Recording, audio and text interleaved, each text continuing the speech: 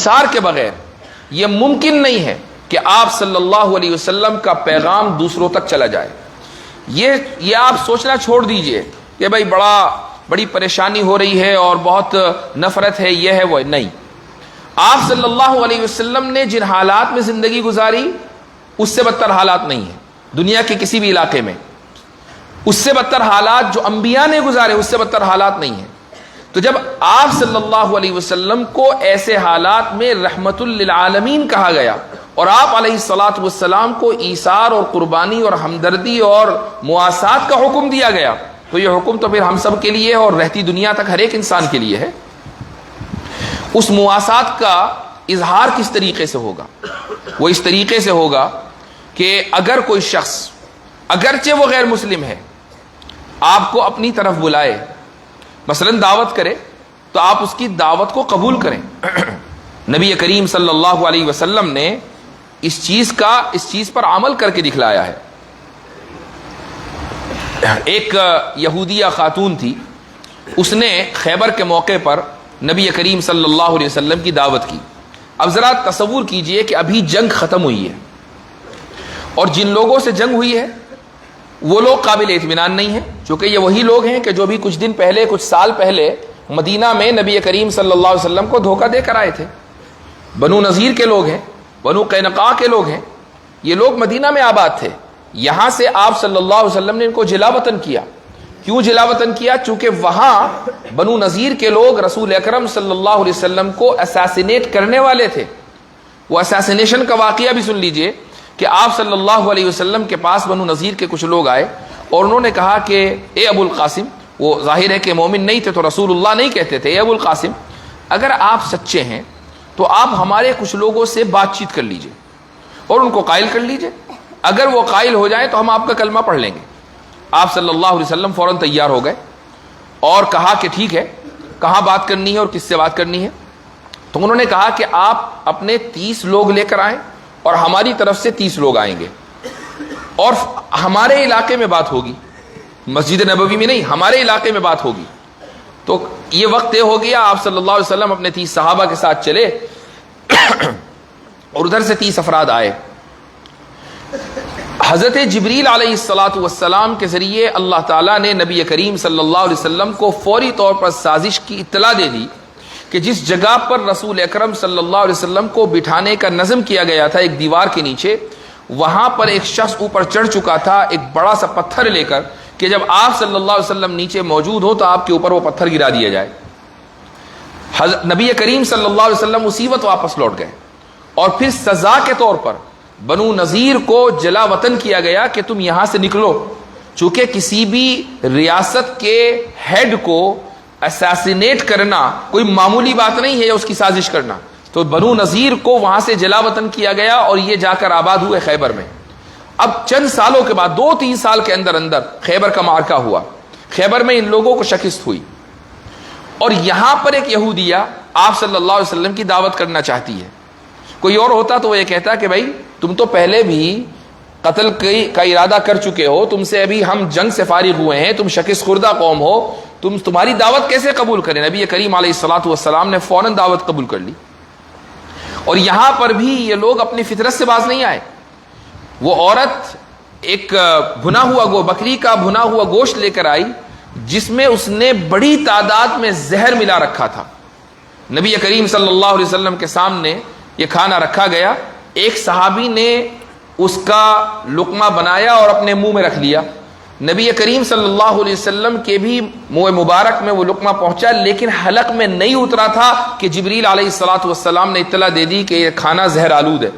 وہ صحابی کھا چکے تھے، نگل چکے تھے، لہٰذا زہر نے ان صحابی کے اوپر اثر کیا اور 2-1 دن میں ان صحابی کی شہادت ہو گئی. نبی کریم صلی اللہ علیہ وسلم کو چونکہ اطلاع ہو چکی تھی تو آپ علیہ الصلاۃ والسلام نے اس کو فوراً تھوک دیا. آپ صلی اللہ علیہ وسلم نے لوگوں کو بلایا، یہودیوں کو، کہ تم اپنی حرکت سے باز نہیں آئے، یہ بتاؤ کہ اس کھانے میں زہر تھا یا نہیں تھا. تو وہ لوگ آئے اور کہنے لگے کہ ہاں اس خاتون نے زہر ملایا ہے اور اس کی وجہ یہ ہے کہ اے محمد صلی اللہ علیہ وسلم، اے ابو القاسم، اگر آپ اللہ کے رسول ہیں تو اللہ تعالیٰ آپ کی حفاظت کرے گا اور اگر اللہ کے رسول نہیں ہے تو اللہ تعالیٰ ہمیں آپ سے چھٹکارا دلا دے گا. اس لیے ہم نے یہ کام کیا. نبی کریم صلی اللہ علیہ وسلم نے اس موقع پر بھی ان سے اپنی ذات کے لیے انتقام نہیں لیا، لیکن اللہ کا کرنا یہ تھا کہ وہ صحابی کے جنہوں نے گوشت نگل لیا تھا ان کی شہادت ہو گئی، ان کا انتقال ہو گیا، اس لیے اس عورت کو قصاصاً قتل کیا گیا۔ اب اسلامی قانون اس کے اوپر نافذ ہوا، قصاصاً قتل کیا گیا۔ یہودیوں کو اس کی سزا نہیں دی گئی کہ تم سارے کے سارے اس سازش میں شریک تھے لہذا سب کو قتل کیا جائے گا، ایسا نہیں ہوا۔ یہ ہے مواسات کی ایک بہت بڑی مثال کہ ایک مرتبہ نہیں 2 مرتبہ اساسینیشن اٹیمپٹ ہوئے اور نبی کریم علیہ الصلوۃ والسلام ہر مرتبہ معاف کر دیں۔ یہ ہے وتوکل علی اللہ کا نمونہ، یہ ہے وتوکل علی اللہ کا اظہار کہ اللہ نے حکم دیا ہے امن قائم کرنے کا تو امن قائم کریں گے، جو اندیشے ہیں، خدشے ہیں اور جو خیالات ہیں ان کو درگزر کر دیا جائے گا۔ آپ صلی اللہ علیہ وسلم نے زندگی کے مختلف موقع پر اس کا اظہار کیا ہے اور امت کو تعلیم دی ہے۔ اسی طریقے سے اگر آپ یہ دیکھیں کہ آپ کے محلے میں، آپ کے ارد گرد، آپ جہاں کام کرتے ہیں وہاں پر جہاں بھی کوئی غیر مسلم بیمار ہے اور آپ جانتے ہیں اس شخص کو، تو آپ اس کی عیادت کریں۔ عیادت کرنا اس مریض کا حق ہے، اور آپ صلی اللہ علیہ وسلم کی یہ تعلیم ہے کہ ایثار اور ہمدردی کے تحت ہم غیر مسلموں تک نبی کریم صلی اللہ علیہ وسلم کا یہ پیغام پہنچائیں کہ آپ رحمت للعالمین کیسے تھے۔ ایک یہودی لڑکا نبی کریم صلی اللہ علیہ وسلم کی خدمت کیا کرتا تھا، تو کچھ دن ہوئے کہ وہ بیمار ہو گیا، آپ صلی اللہ علیہ وسلم کے پاس نہیں آیا۔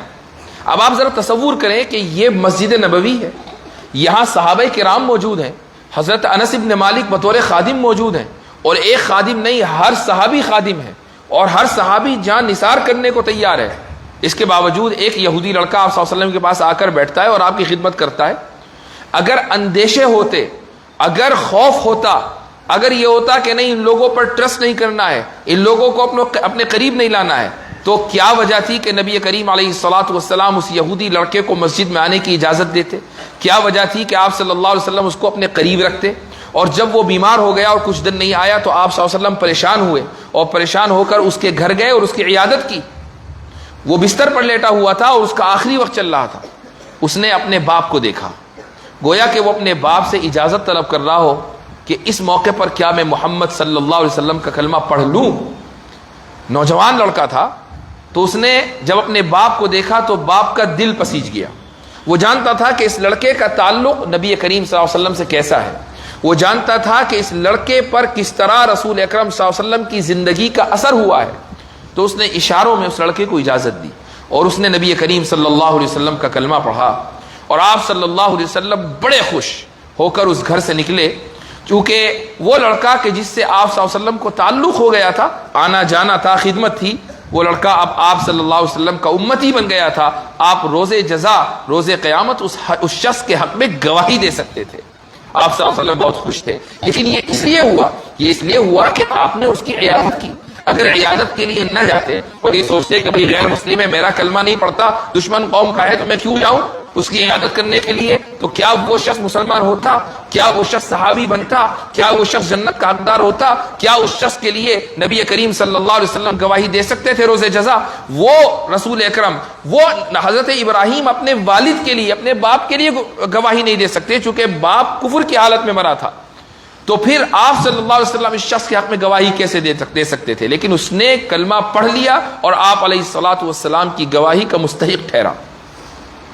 اسی طریقے سے اگر ہم یہ دیکھیں کہ کوئی غیر مسلم کا انتقال ہو گیا ہے، آپ صلی اللہ علیہ وسلم نے ایسے موقع پر بھی رہبری کی ہے کہ جنازے کا احترام کیا ہے۔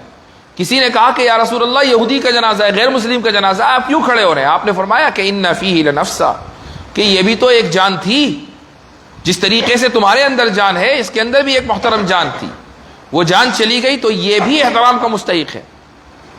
اس لیے اس طریقے سے مختلف طریقوں سے آپ صلی اللہ علیہ وسلم نے اس امت کو، صحابہ کرام کو، صحابہ کرام کے واسطے سے تابعین و تبع تابعین اور ان کے واسطے سے پوری امت کو یہ تعلیم دی ہے کہ غیر مسلموں سے کس طریقے سے سلوک کرنا ہے، تمام اندیشوں کو سائیڈ لائن کر کے، تمام پریشانیوں کو سائیڈ لائن کر کے، چونکہ رحمت للعالمین ہونے کا تقاضا یہی ہے۔ اگر امتی بننا ہے اور دعویٰ ہے رسول اکرم صلی اللہ علیہ وسلم کے امتی ہونے کا، تو ان اوصاف کو اختیار کرنا پڑے گا کہ جو اوصاف رسول اکرم صلی اللہ علیہ وسلم کے تھے۔ اسی طریقے سے ایک دوسری چیز کہ جو رحمت للعالمین کے ضمن میں ہے وہ ہے مجادلہ. مجادلہ کے معنی ہے حسن و خوبی کے ساتھ گفتگو کرنا، اپنی بات دوسروں تک پہنچا دینا، ڈائلاگ کرنا. جس طریقے سے ہم مختلف معاملات میں ڈائلاگ کرتے ہیں، ہم سماجی معاملات میں ڈائلاگ کرتے ہیں، ہم سیاسی معاملات میں ڈائلاگ کرتے ہیں، ہم ہر طرح کی شادی کیسے ہوگی اور ولیمہ کیسے ہوگا، رخصتی کیسے ہوگی وغیرہ وغیرہ، ہر موقع پر ہمارے یہاں ڈائلاگ ہے. تو دین کے معاملات میں بھی ڈائلاگ ہے. اسی کو کہا گیا کہ وجادلہم باللتی ہی احسن، کہ جو بہترین طریقہ ہے اس طریقے سے اے محمد صلی اللہ علیہ وسلم ان سے ڈائلاگ کیجئے، ان سے مجادلہ کیجئے. مجادلہ کا مطلب چیخنا چلانا نہیں ہے، مجادلہ کا مطلب ناراض ہونا نہیں ہے، مجادلے کا مطلب یہ نہیں ہے کہ ایک شخص نے آپ سے سوال کیا اور آپ آستینے چڑھا لیں. مجادلے کا مطلب ہرگز یہ نہیں ہے کہ ایک شخص آ کر آپ پر اعتراض کرے، سوال نہیں اعتراض کرے اور آپ ناراض ہو جائیں. ہرگز مجادلے کا مطلب یہ نہیں ہے. مجادلے کا مطلب یہ ہے حسن و خوبی کے ساتھ. مجادلے کا مطلب یہ ہے کہ سامنے والے کو حتی الامکان مطمئن کرنے کی کوشش کیجیے. قرآن کریم کی آیتیں، نبی کریم صلی اللہ علیہ وسلم کی احادیث بھری پڑی ہیں اس انداز سے کہ اللہ نے ایسے دلائل دیے ہیں کہ جس سے انسان بالکل مطمئن ہو جاتا ہے. لیکن شخص یہ ہے کہ وہ نیوٹرل ہو کر ان آیتوں کو پڑھے اور ان آیتوں کو سمجھے. مثال کے طور پر عیسائیوں کے بارے میں اللہ تعالیٰ فرماتا ہے، عیسائیوں کو خطاب کرتے ہوئے کہ مسیح ابن مریم یہ اللہ کے بیٹے نہیں ہیں، یہ اللہ کے رسول ہیں. بل مسیح ابن مریم الا رسول. مسیح ابن مریم کی حیثیت کیا ہے؟ رسول ہونے کی، اللہ کا بیٹا ہونے کی حیثیت نہیں ہے. اس کے بعد آگے اللہ نے ایک دلیل دی ہے. وہ دلیل یہ ہے کہ مسیح اور ان کی ماں کانا یاکلان الطعام، کھانا کھاتے تھے. اب کوئی آدمی یہ کہے کہ کھانا کھاتے تھے، اس سے یہ کیسے ثابت ہوا کہ اللہ کے رسول تھے اور اللہ کے بیٹے نہیں تھے؟ کھانا کھانا کیسے دلیل بنا؟ یہ ہے قرآن کا اعجاز کہ بس 2-3 لفظوں میں پوری بات کہہ دی. اب جتنے دوسرے فلسفی ہیں وہ کسی ایک دلیل کو دینے کے لیے مشکل فلسفیانہ اصطلاح گڑھیں گے، پھر اس کے بعد صغرا کبرا، فرسٹ پرائمز، سیکنڈ پرائمز، اس کے بعد رزلٹ نکالیں گے اور کہیں گے لو بھائی بات ثابت ہو گئی. قرآن نے ایک لفظ میں کانا یاکلان الطعام. اب ایک شخص جو کھیت میں کام کر رہا ہے، ایک شخص جو لیب میں کام کر رہا ہے، ایک شخص جو میڈیکل فیلڈ کا ہے یا انجینئرنگ کا ہے، ہر آدمی یکساں انداز سے اس آیت کو سمجھ سکتا ہے کہ جو کھانا کھائے گا وہ کھانے کا محتاج ہوگا، جبھی تو کھانا کھائے گا. کھانا اس کی ضرورت ہے، اور جو کسی ضرورت کے اوپر موقوف ہو وہ کبھی بھی خالق نہیں ہو سکتا، کیونکہ خالق کی کوئی بھی ضرورت نہیں ہے کہ جس کے اوپر موقوف ہو. اللہ کا اگر کوئی بیٹا ہوگا تو وہ بھی خدائی میں شریک ہوگا. جس طریقے سے ایک انسان کا بیٹا انسانیت میں شریک ہے اپنے باپ کے ساتھ. ایسا نہیں ہے کہ ایک شخص کے یہاں بیٹا ہوا لیکن وہ بیٹا نہیں ہے، انسان نہیں ہے، وہ بکری ہے، بکری کا بچہ ہے. نہیں، وہ بھی انسانی ہے. بیٹا اگر کسی کے یہاں ہوا تو انسانیت میں شریک ہے. انسانیت ہی میں نہیں، جائیداد میں بھی شریک ہے. جائیداد میں نہیں، اوصاف میں بھی، کمالات میں بھی، بلکہ رنگ و نسل میں بھی اور شباہت میں بھی، کتنی ساری چیزوں میں وہ شریک ہے. آپ بہت سی مرتبہ ایک شخص کو دیکھ کر پہچان لیتے ہیں کہ فلاں کا بیٹا ہے، ایک شخص کو دیکھ کر پہچان لیتے ہیں فلاں قوم کا ہے، اس شخص کو دیکھ کر پہچان لیتے ہیں کہ فلاں علاقے کا ہے. یہ کیسے پتہ چلتا ہے؟ یہ مشابہت سے پتہ چلتا ہے. تو جب انسانوں میں ہے تو خدا میں بھی ایسے ہی ہوگا. تو اگر خدا کا کوئی بیٹا ہوگا تو خدائی میں شریک ہوگا، وہ خدا کے رحمان ہونے میں بھی شریک ہوگا، خدا کے غفار ہونے میں بھی شریک ہوگا، وہ خدا کے منصف ہونے میں بھی شریک ہوگا، وہ خدا کے خالق ہونے میں بھی شریک ہوگا، وہ ہر چیز میں شریک ہوگا. تو جس طریقے سے خدا کھانے کا محتاج نہیں ہے، ایسے ہی خدا کا بیٹا بھی کھانے کا محتاج نہیں ہوگا. لیکن حضرت عیسیٰ کھانا کھاتے تھے، یعنی کھانے کے محتاج تھے. تو جب وہ محتاج تھے تو خدائی میں شریک نہیں ہو سکتے، اور جب خدائی میں شریک نہیں ہو سکتے تو خدا کے بیٹے بھی نہیں ہو سکتے. اب یہ پوری دلیل کانا یاکلان الطعام، 3 لفظ ہیں. کانا ایک لفظ، یاکلان دوسرا، طعام تیسرا. 3 لفظوں میں اللہ تعالیٰ نے ایک مضبوط دلیل دے دی. اسی کو آرگیومنٹ آف کنٹینجنسی کہا جاتا ہے. یہ جو آپ نے کنٹینجنسی کا لفظ 2 مہینے سنا اور رٹ لیا، یہ لفظ موسٹ گوگل ورڈ تھا 2 مہینے پہلے، آپ کو پتا ہوگا. اور بہت سے لوگوں کو تو اسی ڈیبیٹ میں پتا چلا کہ کنٹینجنسی بھی کوئی چیز ہے، یعنی ڈیبیٹ میں تو آ گئے لیکن یہ نہیں پتا تھا کہ کنٹینجنسی کیا ہے. تو یہ آرگیومنٹ آف کنٹینجنسی ہے. کیسے؟ کنٹینجنسی کا مطلب ہوتا ہے توقف، ایک چیز کا دوسرے کے اوپر موقوف ہونا. اگر ایک چیز دوسرے کے اوپر موقوف ہے، اس کو بولا جاتا ہے کہ A is contingent on B, A B کے اوپر کنٹینجنٹ ہے. کانا یاکلان الطعام، حضرت عیسیٰ اور ان کی والدہ کھانے پر موقوف ہیں، کھانا کھاتے ہیں۔ جب کھانے پر موقوف ہے اور کھانا مخلوق ہے تو جو چیز مخلوق پر موقوف ہوگی وہ بھی مخلوق ہوگی، اس لیے حضرت عیسیٰ مخلوق ہے، اللہ کے بیٹے نہیں ہیں۔ یہ ہے آرگومنٹ آف کنٹینجنسی۔ تو دیکھیے ہم ایک ہی چیز کو، قرآن کی اس آیت کو ہم نے ایک اصطلاح دے دی، اب سب لوگوں کو ایک دم سمجھ میں آنے لگا، لیکن قرآن نے تو بہت آسان کر کے بتایا۔ اگر میں کسی کھیت میں کام کرنے والے کسان کے سامنے جا کر یہ کہوں کہ یہ آرگومنٹ آف کنٹینجنسی ہے تو وہ جاوید اختر کی طرح بغلے جھانکے گا، وہ بھی کہے گا بھائی میں آپ کی زبان نہیں سمجھ پا رہا ہوں، وہ یہی کہے گا نا۔ لیکن جب میں یہ کہوں گا کہ وہ کھانا کھاتے تھے اور جو کھانا کھاتا ہے وہ خدا نہیں ہو سکتا، تو ہل چلانے والا کسان، ایک بے پڑھا لکھا انسان بہت آسانی کے ساتھ یہ سمجھ لے گا کہ ہاں بھائی یہ بات بالکل صحیح ہے، معقول ہے، خدا کھانے کا محتاج نہیں ہو سکتا اور جو کھانے کا محتاج ہے وہ خدا نہیں ہو سکتا۔ یہ قرآن کا اعجاز ہے کہ بہت ہی آسان الفاظ میں وہ دلائل دے دیتا ہے۔ اسی کو وجادلہم باللتی ہی احسن کہا جاتا ہے کہ اس طریقے سے مجادلہ کیجئے کہ جو بہترین طریقہ ہو، ہر ایک کے لیے آسان ہو، ہر ایک سمجھ سکتا ہو۔ اللہ تعالیٰ صرف یہی نہیں، بہت سی جگہوں پر مختلف انداز سے دلیلیں دیتا ہے۔ دلیل توحید میں وہ یہ کہتا ہے کہ لو کان فیہما آلہۃ الا اللہ لفسدتا، کہ اگر کائنات میں، اگر آسمان اور زمین میں ایک خدا کے علاوہ دوسرے بھی معبود ہوتے، ایک خدا کے علاوہ دیگر خدا بھی ہوتے، لفسدتا، تو یہ پورا کا پورا نظام درہم برہم ہو چکا ہوتا۔ اب قرآن نے یہاں بات ختم کر دی۔ ہر ایک آدمی سمجھ سکتا ہے کہ ہاں بات تو صحیح ہے کہ یہ نظام درہم برہم نہیں ہوا۔ درہم برہم نہیں ہونے کا مطلب یہ ہے کہ خدا ایک ہے، دو نہیں ہے، چونکہ جہاں دو مختار ہوں گے وہاں دونوں اپنے اختیار کا استعمال کریں گے، اور جب دونوں اپنے اختیار کا استعمال کریں گے تو نظام کولیپس ہو جائے گا۔ کسی ایک ملک میں دو سربراہ نہیں ہو سکتے، کسی ایک ادارے کے دو محتمم نہیں ہو سکتے، کسی ایک کمپنی کے دو ڈائریکٹر نہیں ہو سکتے، دو پریزیڈنٹ نہیں ہو سکتے، دو سی ای او نہیں ہو سکتے، ایک دکان کے دو مالک ہوں گے تو بھی جھگڑے کا امکان رہتا ہے۔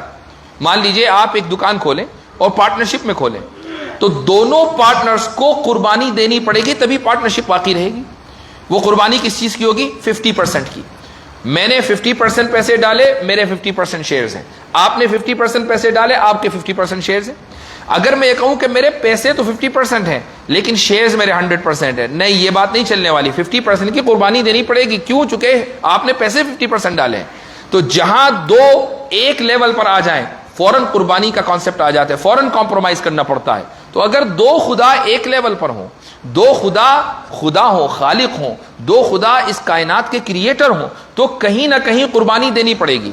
مثال کے طور پر اس بات کا امکان ہوگا کہ مثلا ایک خدا یہ چاہتا تھا کہ ہم یہاں آج اس مسجد میں جمع ہو، اور دوسرا خدا یہ چاہتا تھا کہ نہیں آج نہیں کل جمع ہو، تو اب یا تو ایک کی چلے گی یا دوسرے کی چلے گی۔ جس کی چلے گی وہی خدا ہے، جس کی نہیں چلی وہ خدا نہیں۔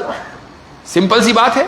بالکل ایسے ہی جیسا کہ دو کمپنی کے یا ایک ادارے کے دو پارٹنرز ہیں، ایک دکان کے دو پارٹنرز ہیں، ایک یہ چاہتا ہے کہ تجارت اس طریقے سے چلے اور دوسرا چاہتا ہے کہ اس طریقے سے چلے، تو اگر آپ ایک شخص کی پہلے پارٹنر کی بات مان لیں تو اس کا مطلب یہ ہوا کہ پہلا پارٹنر صرف پارٹنر نہیں ہے بلکہ وہ اس کام کا، اس دکان کا، اس کمپنی کا مینیجنگ ڈائریکٹر بھی ہے، اور جو دوسرا ہے وہ مینیجنگ ڈائریکٹر نہیں ہے، وہ خالی پارٹنر ہے، اس کو بولتے ہیں سائلنٹ پارٹنر۔ اس کی رائے کا کوئی اعتبار نہیں، سائلنٹ پارٹنر کی رائے کا کوئی اعتبار نہیں۔ ایسے ہی اگر دو خدا ہوں اور دونوں ایک ہی چیز کے بارے میں اپوزٹ رائے رکھیں، ایک کہے کہ ہم یہاں جمع ہو اور دوسرا کہ نہیں آج نہیں کل جمع ہو، اور ایک کی بات مان لی جائے ہم یہاں جمع ہو گئے، تو اس کا مطلب یہ ہوا کہ دوسرے کو قربانی دینی پڑی، اپنی بات کو پیچھے کرنا پڑا۔ اور جس کی بات پیچھے ہو جائے وہ خدا کیسا؟ چونکہ خدا تو وہ ہے جو قادر مطلق ہو، خدا تو وہ ہے جو فعال لما یرید ہو، خدا تو وہ ہے کہ جو چاہے وہ کر دے۔ یہاں دوسرے پارٹنر نے جو چاہا وہ نہیں کیا، اس نے چاہا تھا کہ ہم کل جمع ہو، کل نہیں آج جمع ہو گئے، تو پھر خدا ایک ہی ہے۔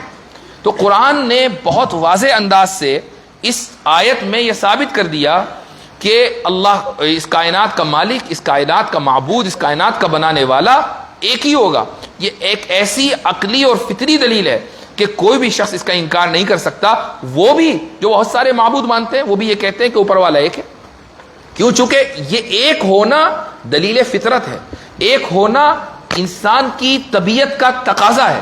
ہر انسان یہ مانتا ہے کہ ہے تو ایک ہی۔ ہاں کچھ لوگ یہ کہتے ہیں کہ بھئی اس ایک تک پہنچنے کے راستے بہت سارے ہیں، 10 ہیں، 20 ہیں، 50 ہیں، ہم یہ کہتے ہیں کہ راستہ بھی ایک ہے۔ اور ڈائریکٹ راستہ ہے, ہمیں کسی واسطے کی ضرورت نہیں ہے.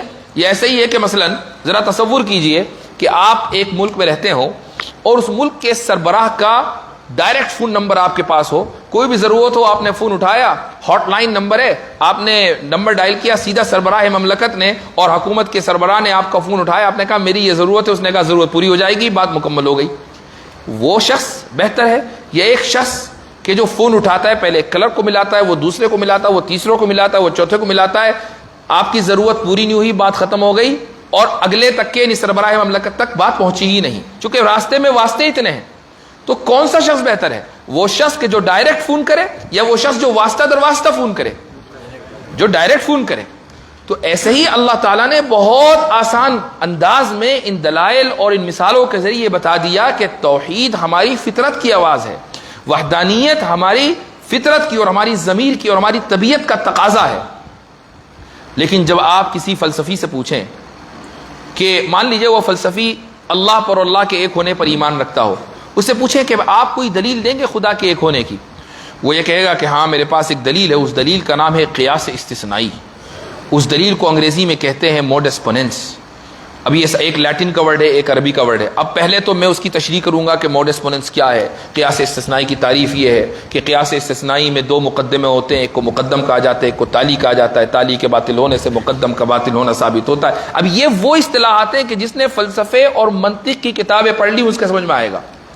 قرآن نے اس طریقے سے دلائل دیے کہ نہ منطق پڑھنے کی ضرورت, نہ فلسفہ پڑھنے کی ضرورت, بس آنکھیں کھولنے اور کان کھولنے کی ضرورت ہے کہ اگر دو خدا ہوتے تو کائنات کا نظام درہم برہم ہو جاتا, کائنات کا نظام درہم برہم نہیں ہوا, لہذا خدا دو نہیں ہے, ایک ہے. ہر ایک کے سمجھ میں آ سکتا ہے. یہ ہے وجادلہم باللتی ہی احسن. لیکن اس سے کیا ثابت ہوا؟ قرآن یہ دلائل کیوں دے رہا ہے؟ ہر صفحے پر, ہر جگہ قرآن یہ دلائل کیوں دے رہا ہے؟ یہ اس لیے دے رہا ہے تاکہ وہ ہمیں سکھائے کہ ڈائلاگ کا دروازہ کبھی بند نہیں ہونا چاہیے, ڈائلاگ کا دروازہ ہمیشہ کھلا رہنا چاہیے. کبھی ڈائلاگ زبان کے ذریعے ہوگا, کبھی عمل کے ذریعے ہوگا, کبھی رویے کے ذریعے ہوگا, اور کبھی باقاعدہ اسٹیج سجا کر ہوگا. ہر طریقے سے ڈائلاگ ہوتا ہے. تو جو بھی طریقہ جہاں بھی مناسب ہو اس طریقے سے ڈائلاگ ہونا چاہیے, دلائل دیے جانے چاہیے تاکہ آپ کی بات دوسروں تک پہنچے. اگر ہم رسول اکرم صلی اللہ علیہ وسلم کے دین کے ایمبیسڈر ہیں, اگر رسول اکرم صلی اللہ علیہ وسلم کے دین کے داعی ہیں, اور بائی ڈیفالٹ ہم میں ہر ایک آدمی داعی ہے, اگر ہم رسول اکرم صلی اللہ علیہ وسلم کے لائے ہوئے پیغام کے نام لیوا ہیں, آپ کے اوپر ایمان رکھتے ہیں, قرآن کریم پر ایمان رکھتے ہیں, اور رسول اکرم صلی اللہ علیہ وسلم کی سنت کو مانتے ہیں, سیرت کو پڑھے ہوئے ہیں, یہ جانتے ہیں کہ رسول اکرم علیہ الصلوۃ والسلام نے پوری زندگی جو کام کیا وہ کام تھا دعوت کا, وہ کام تھا رحمت کا, وہ کام تھا دوسروں سے محبت کا, وہ کام تھا دوسروں کو اللہ کی رحمت میں لانے کا, وہ کام تھا دوسروں کو اللہ کے راستے پر چلانے کا, وہ کام تھا جنت کے راستہ دکھانے کا. تو پھر ہماری بھی یہ ذمہ داری ہے کہ ہم رسول اکرم صلی اللہ علیہ وسلم کے دکھلائے ہوئے اس راستے پر چلیں, مواسات بھی کریں اور ڈائلاگ بھی کریں. تب جا کر ہم یہ کہہ سکتے ہیں کہ ہاں ہم رسول اکرم صلی اللہ علیہ وسلم کے امتی ہیں, ورنہ صرف دعویٰ ہی رہے گا, اور دعویٰ بغیر کسی دلیل کے, دعویٰ بغیر کسی دلیل کے قابل قبول نہیں ہے. اس دعوے کی دلیل چاہیے, اور وہ دلیل یہ ہے کہ رسول اکرم صلی اللہ علیہ وسلم کی بیان کردہ سیرت کے اوپر بھی اور آپ کے طریقے کے اوپر بھی عمل ہو. تو میرے بھائیوں اور میری بہنوں, یہاں بہنیں بھی جمع ہیں, تو یہ ضروری ہے کہ ہم آپ صلی اللہ علیہ وسلم کی عمومی رسالت کا جس طریقے سے اعلان کرتے ہیں, تو آپ کی عمومی رحمت کا بھی اور آپ کی عمومی محبت کا بھی ہم اپنے رویوں اور اپنے الفاظ اور اپنے کلمات سے اعلان کریں. رہی بات اندیشوں کی, رہی بات مسائل کی, وہ دنیا کی کون سی قوم ہے کہ جس کے پاس مسائل نہ ہوں؟ وہ دنیا کے کون سے افراد ہیں کہ جن کے یہاں اندیشے نہ ہوں؟ ذرا مجھے بتائیے کہ اگر آپ ایسی جگہ پر رہ رہے ہوتے کہ جہاں صرف آپ ہی آپ ہوتے, اور آپ کے دائیں اور بائیں اور نیچے اور اوپر ہر جگہ تیل کے کنویں اور ذخیرے ہوتے, تو کیا آپ کے اندیشے ختم ہو چکے ہوتے؟ اندیشے تو تب بھی تھے, مسائل تو تب بھی تھے. اگر ملکی طور پر مسائل نہ ہو تو فیملی کے سطح پر مسائل ہوتے ہیں, فیملی کے سطح پر مسائل نہ ہو تو انفرادی طور پر مسائل ہوتے ہیں. جب اس دنیا میں آئے ہیں تو مسائل لے کر آئے ہیں, اس دنیا میں آئے ہیں تو پرابلمز لے کر آئے ہیں.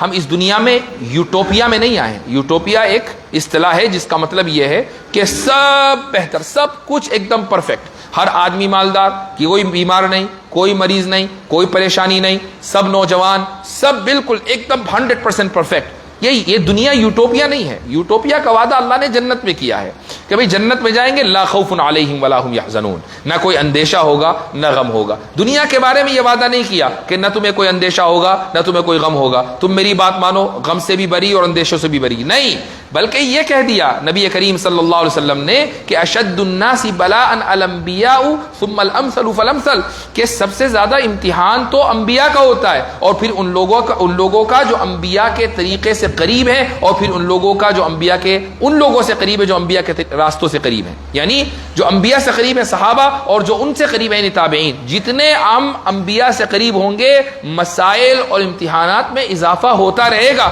یہ الگ بات ہے کہ آپ علیہ الصلوۃ والسلام نے ہمیں تلقین کی ہے کہ ہم یہ دعا مانگتے رہیں کہ اے اللہ ہمیں تو کسی امتحان میں مبتلا نہ کر. یہ دعا اپنی جگہ, لیکن امتحان میں اگر مبتلا ہو گئے, مسائل کا اگر شکار ہو گئے, تو اس کا مطلب یہ نہیں ہے کہ ہمارا پیغام غلط ہو گیا یا ہماری کوئی بات جھوٹی ہو گئی. مسائل یا خوف یا چیلنجز کی وجہ سے ہم رحمت للعالمین کے پیغام کو درکنار کر دیں اور سائیڈ لائن کر دیں. نہیں, جہاں مسائل زیادہ ہوں گے وہاں رحمت للعالمین کا وصف زیادہ دکھلانا پڑے گا. جہاں پریشانیاں زیادہ ہوں گی وہاں نبی کریم علیہ الصلوۃ والسلام کی زندگی پر عمل بھی زیادہ بہتر طریقے سے کرنا پڑے گا. جس طرح آپ صلی اللہ علیہ وسلم نے 23 سالہ زندگی میں پورے جزیرۃ العرب کا نقشہ بالکل بدل دیا, اور ہر شخص چاہے وہ آپ کے کلمے کا پڑھنے والا ہو یا کلمے کا مخالف ہو, آپ کی رحمت سے مستفید تھا. اسی طریقے سے بحیثیت اس آپ صلی اللہ علیہ وسلم کے امتی کے ہماری بھی ذمہ داری ہے کہ آپ علیہ الصلوۃ والسلام کی رحمت سے ہر جاندار اور ذی نفس مستفید ہو. یہی تقاضا ہے اس نبی یعنی رحمت للعالمین کے امتی ہونے کا.